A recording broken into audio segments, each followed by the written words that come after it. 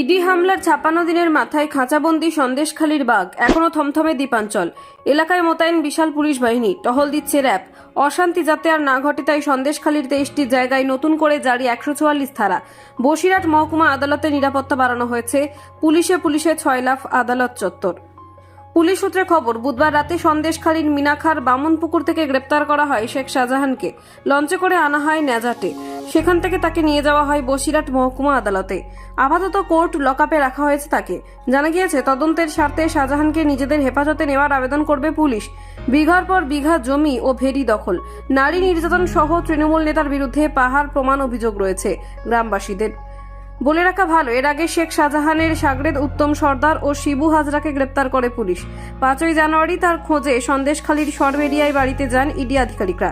দুটি মোবাইল নম্বরে বারবার তার সঙ্গে যোগাযোগ করার চেষ্টা করে কেন্দ্রীয় তদন্তকারী সংস্থা।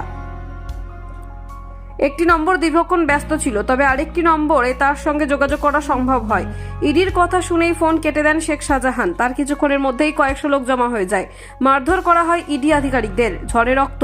কেন্দ্রীয় তদন্তকারী সংস্থার গাড়িতেও ভাঙচুর করা হয়। তারপর থেকেই ফাঁকা সাম্রাজ্য। এলাকা ছাড়া হয়ে যান সন্দেশখালীর বেতাজ বাদশাহ। দফায় দফায় জ্বলে ওঠে সন্দেশখালীর গ্রামের পর গ্রাম। কোথায় রয়েছেন শেখ শাহজাহান তা নিয়ে টানাপোড়েন কিছু কম হয়নি।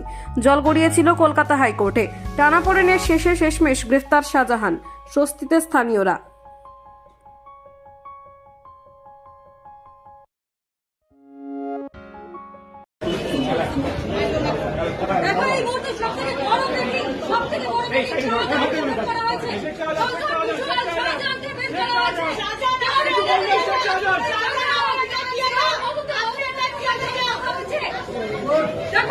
দেখো